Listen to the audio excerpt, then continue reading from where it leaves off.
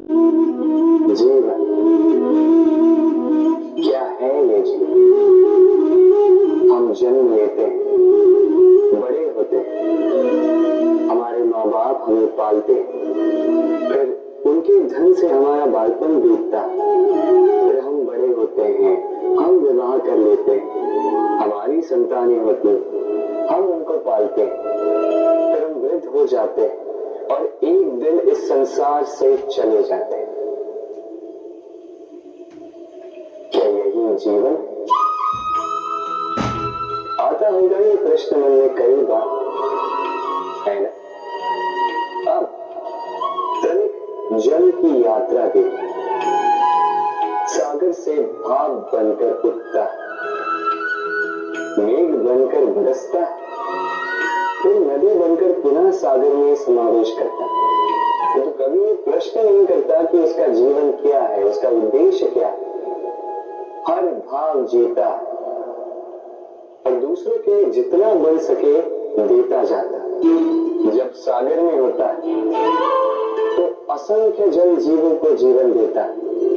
जब सागर से भाप बनकर मेघ बनता है तो किसानों को आशा देता है कि फसल पुनः उपजे। जब वर्षा बनकर बरसता है तो इस सूखी प्यासी धरा को सींचता है। और जब नदी में होता है तो किनारों पर वनस्पतियों को जन्म देता है।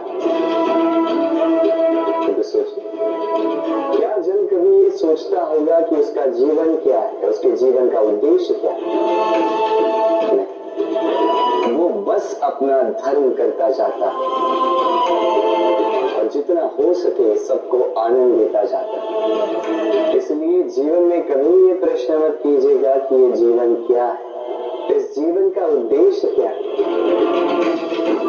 बस इस जीवन को जिए और जितना हो सके उतना सबको आनंद दे। मन प्रसन्न होकर बोलेगा राधे राधे। कभी वर्षा के कारण बने कीचड़ से होकर आप अपने घर गए? पादुका पहनने के कारण आप उस कीचड़ से तो बच जाते, लेकिन पादुकाओं द्वारा उड़ने वाली कीचड़ की बूंदें आपके वस्त्रों को मैला कर ही देती। फिर भी उन बूंदों से आपके वस्त्र मैले हो जाएंगे, इस कारण से आप पादुका पहनना तो नहीं छोड़ते। इसी प्रकार जीवन में कुछ ऐसे लोग भी आते पादुका की भांति, जो आपको कीचड़ से तो बचा लेते हैं, किंतु वस्त्र रूपी आपके मन पर शंका के दाग लगा ही जाते हैं। इन लोगों के कारण से मन को खिन्न करने की आवश्यकता नहीं। आवश्यक है ये सोचना कि आपको आपके पांव कीचड़ से बचाने या आपके वस्त्र। जीवन में गंभीर होना अच्छी बात, किंतु हर बात को यदि गंभीरता से लेने लगो तो जीवन का आनंद समाप्त हो जाए। ये संसार अनित्य है, यहाँ पे ऐसा कुछ भी नहीं जो सदा के लिए जीवित रहेगा। तो जब तक ये जीवन है, संतोष और आनंद से जिए। स्वयं पर छिटकने वाले कीचड़ पर ध्यान ना दे, बस आनंद बांटते रहे। मन प्रसन्न होकर बोले राधे। व्यक्ति को जब अपने प्रेम को खो देने का भय होता है तो वो अपने प्रेम को इतने कस के पकड़ कर रखता है कि प्रेम को ही पीड़ा होने लगती है। प्रेम पा तो लेता है, किंतु उसे कैसे सहेजना है ये जब उसे नहीं समझ आता तब वो उस प्रेम पर स्वामित्व पाने का प्रयास करता है और यही जन्म लेती असुरक्षा की ये आग।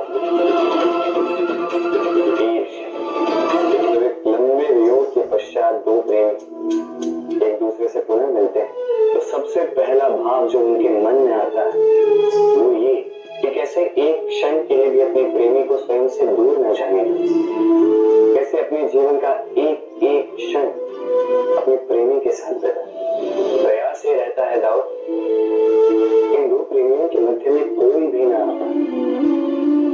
जब ये नहीं हो पाता तब जाती है परीक्षा, एक ऐसी व्यवस्था जिससे मुझे, आपको, सबको कहीं न कहीं दो चार होना ही पड़ता है। स्मरण कीजिए अपना बालपन। आप परीक्षा देने बैठे। अब कुछ बालक ऐसे होते हैं जो वर्ष भर परिश्रम करते हैं, पढ़ते हैं, मन से परीक्षा देते हैं। कुछ बालक ऐसे होते हैं जो अपने आसपास बैठे बालकों की नकल करते हैं और परीक्षा में उत्तीर्ण भी हो जाते हैं। बुरा लगता है ये सोचकर कि कोई बिना किसी परिश्रम के परीक्षा में उत्तीर्ण कैसे हो सकता है। किंतु स्मरण रखिए, जो नकल करते हैं वो परीक्षा में उत्तीर्ण हो सकते हैं, सफल नहीं, क्योंकि वो नकल करते हैं बिना प्रश्न को समझे, बिना उत्तर का तरीका निकाले। यही हमारे साथ भी होता है। हम हमारे जीवन में दूसरों को देखते हैं, उनकी नकल करते हैं, उनकी भांति बनने का प्रयास करते हैं, किंतु ना हमारे जीवन में सफलता आती, ना आनंद आता है। क्यों? क्योंकि हम एक विशेष बात भूल जाते हैं कि प्रत्येक मनुष्य का व्यक्तित्व भिन्न होता है। आप दूसरों की नकल करके अपना जीवन व्यतीत कर सकते हैं,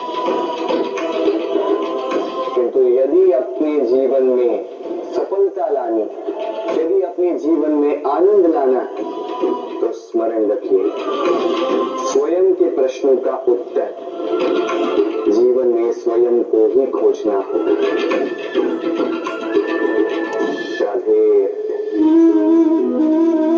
मनुष्य को जब सफलता मिलती है तब उसमें जागता है अहंकार, और ऐसे में मनुष्य अक्सर एक बात भूल जाता है,